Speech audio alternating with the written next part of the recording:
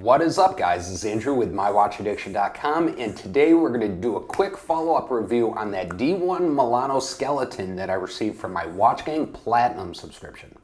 Before we get started, as always, if you have not already, down there in the right-hand corner of the screen is that subscribe button. Go ahead and smash that, guys, so you can follow us into the future. Now, let's take a look and see what we have on my wrist today.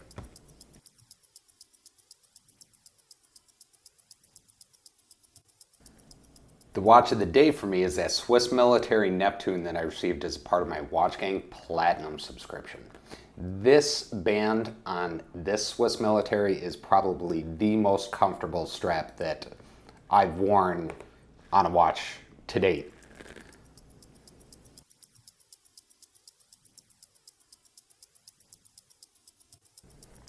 So if you did not see the unboxing of this D1 Milano, I'm just going to jump through it real quick here because I do think the presentation on this watch is pretty decent. So we open up the outer box. In here we have an envelope real quick with instruction card as well as warranty card that came with it.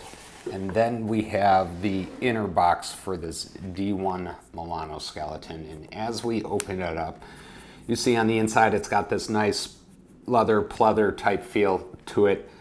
I actually think the presentation of this is pretty decent. I think it looks pretty nice with this round cutout and the round pillow. That's a design aesthetic that you don't normally see.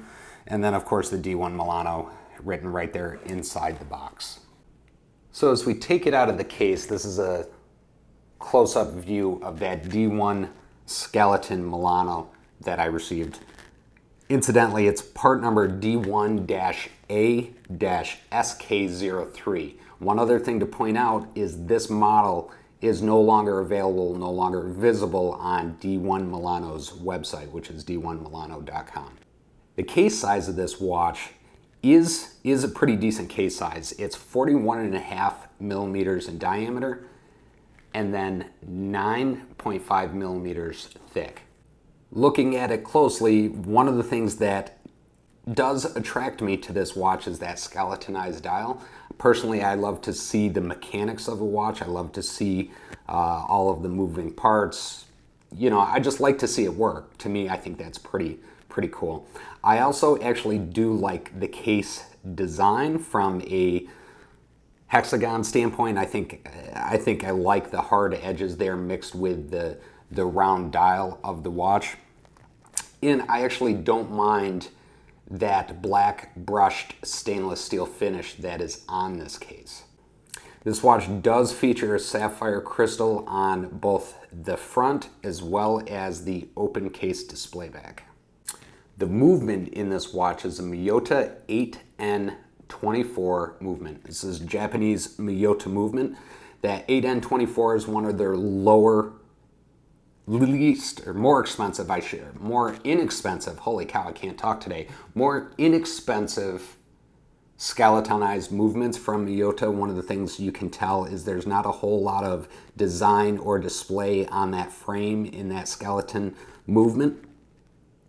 But one cool thing about this movement is it does have a 40-hour power reserve. So this Miyota 8N24 40-hour power reserve, this is a 21 joule movement as well.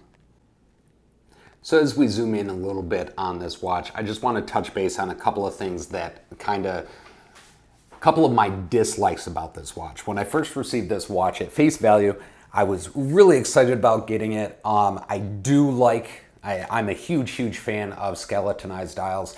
I do like that hexagonal shape to that black matte brushed stainless steel case. I do like the thickness. I do like the general size, the overall aesthetics of this watch.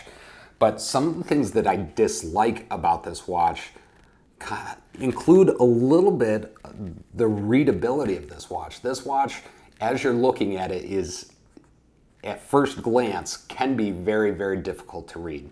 And what I mean by that is that hour and minute hand is almost exactly the same color as some of the parts in that movement.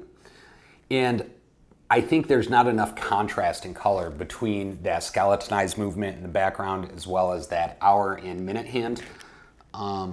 If I look at some of the other skeleton watches that I've had, they've done a good job of breaking up the color between the hands as well as the skeletonized dial to make it a little bit more readable. The other thing is there is no lume on this watch to speak of. I think if I was building a watch and these were the parts I was given, I would likely change, even if it was just a flat black, I would change those hands on that watch to flat black, and then all of those hour indices around that dial, I would have filled those guys with lume. I think that would have made this watch a lot more aesthetically pleasing, as well as give a lot to the readability of this watch and ultimately the usability of this watch. The other thing that I don't like about this watch, as I mentioned a little bit before, is that strap. That natural rubber strap to me on this watch feels very, very cheap. And when I say cheap, it just feels very plasticky. It feels like, I don't know if you guys remember getting a watch out of a cereal box when you were a kid, digging down to the bottom of the box and getting out that plastic Power Rangers watch or that plastic Superman watch. It just gives me the impression of a very cheap plastic watch strap. Now, I know it says it's natural rubber, and maybe I'm just not familiar with natural rubber and how it feels, but that's just the initial impression that gives me, that it's just cheap plastic. Whether or not it is or not, I don't know. But that's just my initial impression. Now, on that Swiss military Neptune that I'm wearing, I love the strap in that watch. That silicone strap, to me, is extremely, extremely comfortable, and I think it's probably as close as possible to what I would wear if I had something other than a leather strap or a metal bracelet on a watch. This plasticness on this watch is not something that is comfortable, is not something that I could see myself wearing a long time. The next thing that kind of bothers me on this watch is the lug design. I dislike the fact that this watch does not have the ability to easily change the straps with the universal strap design, making it very proprietary. That kind of bothers me a little bit, just because the strap is really one of the things that I dislike the most about this watch. And then finally, it's something that's very, very faint, and I'm gonna try and see if I can get it in the shot for you guys. I don't know if you're gonna be able to see it. It's something that I didn't even notice the first time I wore it. Matter of fact, I did not even notice it until I was wearing it today. But on that sapphire crystal, and you might be able to see it right there, it's very, very faint. At that 12 o'clock position right there, right next to my finger, in that sapphire crystal, D1 Milano is etched right into that sapphire crystal. Now, I recognize that because of that skeletonized dial, there's nowhere to do any real branding on this watch. But having the D1 Milano logo etched into that sapphire crystal, I think it doesn't give it enough visibility. I mean, I get wanting to have branding on your watch. I totally, completely understand that.